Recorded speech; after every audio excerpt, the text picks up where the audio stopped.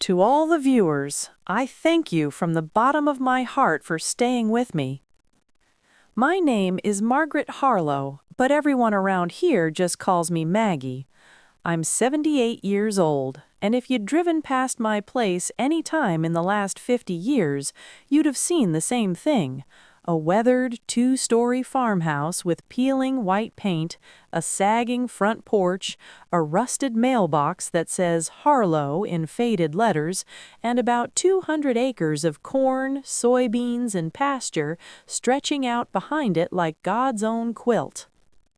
People in Willow Creek think I'm stubborn, eccentric, maybe a little poor. They see the patched roof, the ancient John Deere tractor that coughs more than it runs, the way I still hang laundry on the line instead of owning a dryer. They feel sorry for me sometimes, my daughter Claire especially. Claire left for Chicago the day after her high school graduation in 1992. She said the farm was a dead end, that she wasn't going to rot out here with the cows and the corn. She married David, a real estate developer who wears $1,000 shoes and calls me Mom like it's a chore. They gave me 2 grandkids, Lila and Mason, who I love with every beat of my tired heart, even though I only see them when Claire decides it's time for a dutiful holiday visit. For years, Claire's been after me to sell the farm. Mom, you're not getting any younger. That place is too much for you. The land's worth millions now, with all the warehouses and subdivisions going up around it. You could move into a nice assisted living condo downtown, travel, live a little. I always smiled, poured her another cup of coffee, and changed the subject. She thought I was clinging to memories. She had no idea I was protecting something far bigger. You see, back in the late 70s, my husband, Tom, God rest his soul, signed a mineral rights lease with an oil company that was poking around the county. It was just a few $1,000s up front and a tiny royalty if they ever struck anything. They never did, not here. But what nobody knew, what Tom and I kept quieter than church mice, was that in 1985, a different company approached us about a deeper formation. They paid us a signing bonus big enough to pay off the mortgage and fix the barn, and they promised 18% royalty if they ever produced. They did. In 1998, a horizontal well hit a pocket nobody expected. The checks started small, then grew. By 2005, they were mailing me more in a month than most folks around here make in a year. I never touched the principal. I put it in trusts, municipal bonds, index funds. Tom died in 2011, never having told a soul. I kept his secret. I kept living the same way, mending clothes, driving my 1994 Ford pickup, buying day-old bread at the discount bakery, because this land, this house, this life was what grounded me. Visible wealth invites trouble, Tom always said. Better to be underestimated. But Claire didn't see any of that. She saw an old woman rattling around in a big house she couldn't upkeep, refusing reasonable offers from developers who kept waving bigger and bigger checks. By 2023, the farm was worth close to $8 million on the open market, maybe more if you counted the mineral rights nobody knew were active. Claire started getting pushy. Then she got mean. It started with little comments. Mom, the stairs are dangerous at your age. Have you thought about that nice senior community in Springfield? Then came the unsolicited brochures in the mail, the surprise visits from real estate agents she'd sent just to look. David began calling me directly, talking about tax implications and maximizing inheritance for the kids. Then, in the spring of 2025, things took a darker turn. Claire hired a lawyer. She filed for guardianship, claiming I had early-onset dementia and was incapable of managing my affairs. She had affidavits from a doctor in Chicago who'd seen me exactly once, for 15 minutes, when I visited them last Christmas. He wrote I seemed confused and disoriented. I wasn't confused. I was tired from the drive and annoyed that they'd served turkey that tasted like cardboard. The petition asked the court to appoint Claire as my legal guardian and to force the sale of the farm for my own well-being.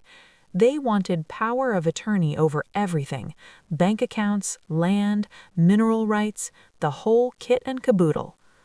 The hearing was set for December 12th, 2025 in the county courthouse where Tom and I got our marriage license 60 years earlier.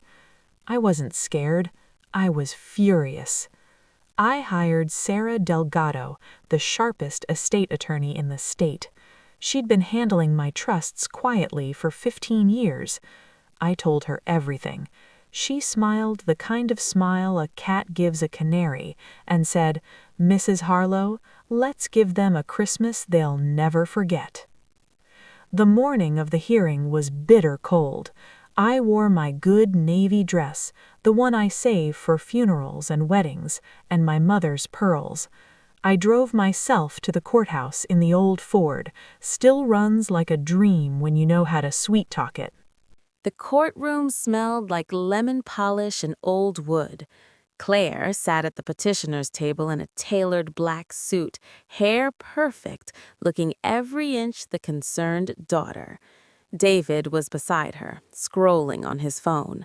Leela and Mason, my grandkids, 22 and 19 now, sat behind them, looking uncomfortable.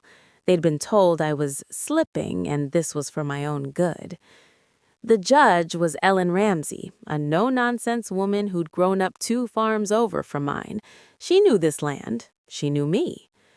Claire's lawyer, a slick young man named Preston, started strong. He painted a picture of a lonely, confused widow hoarding a crumbling estate, unable to care for herself, a danger to her own well-being. He showed photos of the peeling paint, the overgrown garden, the stack of unpaid-looking bills on my kitchen table. Staged, of course. Claire had taken those pictures herself. He brought up the dementia evaluation, talked about my refusal to accept reasonable offers for the land, and how selling would provide for my care and secure the family's future. Then he called Claire to the stand. My daughter cried. Real tears, I'll give her that. She talked about how worried she was, how she only wanted what was best, how the farm was isolating me, how I'd forgotten birthdays and mixed up names. She said she loved me and didn't want me to die alone out there with no one to help. David testified next. He talked numbers, how developers were offering 7 figures, how I was sitting on a gold mine and refusing to let the family benefit. He said it wasn't fair to the grandchildren. When they rested, Judge Ramsey looked over her glasses at me. "Mrs. Harlow, would you like to respond?" Sarah stood. "Yes, Your Honor. The respondent calls Margaret Harlow to the stand." I walked up slow but steady. No cane, no trembling. I swore in, sat down, and looked straight at Claire. She wouldn't meet my eyes. Sarah started easy. She established that I still drive myself to town, balance my own checkbook, grow most of my own food, and have never missed a tax payment or a utility bill. She introduced my medical records from Dr. Patel here in Willow Creek, annual physical showing nothing worse than arthritis and high cholesterol, and a clean cognitive exam from just 3 months ago. Then she got to the good part. "Mrs. Harlow," Sarah said, "can you tell the court about your financial situation?" I took a deep breath.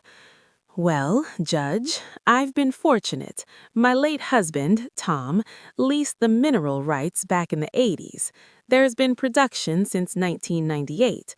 The royalties go into trusts.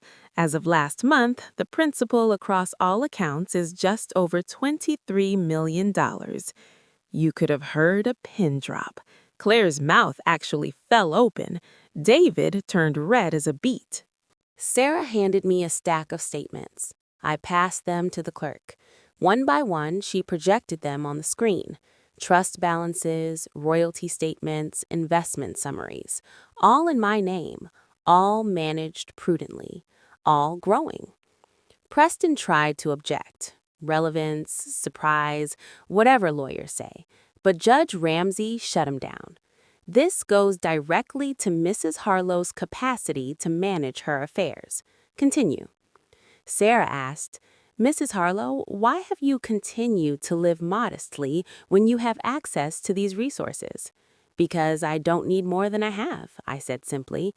This house is paid for, the land feeds me, I have good neighbors, my husband and I built a life here. I didn't want fancy things, I wanted peace. Then Sarah asked the question I'd been waiting for. And what are your wishes regarding the disposition of the farm and your estate? I looked at Claire then, really looked at her. In 2022, I transferred the surface rights, the farm itself, into the Willow Creek Land Trust. It's now permanently protected agricultural land. No subdivision, no warehouses, no strip malls. It'll stay a farm forever. The mineral rights remain in my trusts, and upon my death, the income will fund scholarships for local kids to study agriculture or go to trade school. My grandchildren will each receive a modest educational trust, enough for college or a start in life, but nothing that would let them avoid working for a living. Claire made a sound like a wounded animal. Sarah continued, And did you ever discuss these plans with your daughter? Many times, I said. She wanted me to sell. I told her no. She kept pushing. When I wouldn't budge, she decided I must be incompetent. Preston tried to recover on cross-examination. He asked if I was angry at my daughter, if I was punishing her, if I was out of touch with the value of money. I answered calm and clear. I'm not angry, I'm disappointed. My daughter assumed I was poor and feeble because I chose a simple life. She tried to take away my rights, my home, and my choices because she wanted money I never owed her. That's not love, that's greed. When I stepped down, Judge Ramsey didn't even break for recess. She looked at Claire and David like they were something stuck to her shoe. This petition is not only baseless, it's abusive. The evidence shows Margaret Harlow to be in full possession of her faculties, financially sophisticated, and deliberate in her choices. The petition for guardianship is denied with prejudice. Furthermore, I'm referring this matter to the Elder Abuse Division for investigation. Mrs. Harlow, you are free to go home. Claire tried to approach me in the hallway afterward. Mom, I didn't know. I thought. You thought what you wanted to think, I said quietly. You didn't ask. You didn't listen. You decided I was incompetent because I wouldn't give you what you wanted. Lila and Mason stood off to the side, looking ashamed. I walked over to them. I love you both, I told them. This wasn't about you. The educational trusts are still there when you need them, but your parents need to learn that love doesn't come with a price tag. It's been a year now. The farm is officially part of the land trust. There's even a little sign at the entrance saying Harlow Forever Farm, protected in perpetuity. Developers still call sometimes, but the trust sends them packing. Claire and David lost their big house in Chicago last spring. Too much debt, bad investments. David's business took a hit when interest rates rose. They moved into a condo. Claire got a job selling real estate, ironically enough. She wrote me a letter last month, a real one, on paper. She apologized, said she'd been blind, that she's ashamed, that she's trying to be better. I wrote back, told her I forgive her, but forgiveness doesn't mean forgetting. Told her when she's ready to visit, just to visit, not to ask for anything, she's welcome for Sunday dinner. Lila starts community college in the fall, agriculture program. She's been coming out on weekends to help with planting, says she wants to learn the land. Mason's talking about enlisting, wants to earn his own way. I still hang laundry on the line, still drive the old Ford, still make apple butter when the trees give too much. The checks still come every month, and I still send most of it where it'll do the most good. People in town don't pity me anymore. They tip their hats when I drive by, call me Mrs. Harlow again instead of poor old Maggie. Some of them are even a little scared of me, I think. That's all right. I learned something these past couple years. You can love people and still protect yourself from them. You can forgive without opening the door to more hurt. And sometimes, the quietest old lady on the porch is the one holding all the cards. The corn's high now, waving green and gold in the breeze. The house still creaks in the wind, same as always. And every evening I sit on that same sagging porch, drink a cup of chamomile tea, and watch the sun go down over land that'll stay wild and free long after I'm gone. That's enough for me. That's more than enough. Thank you for watching the full video. Next video is coming soon. Don't forget to subscribe to my channel.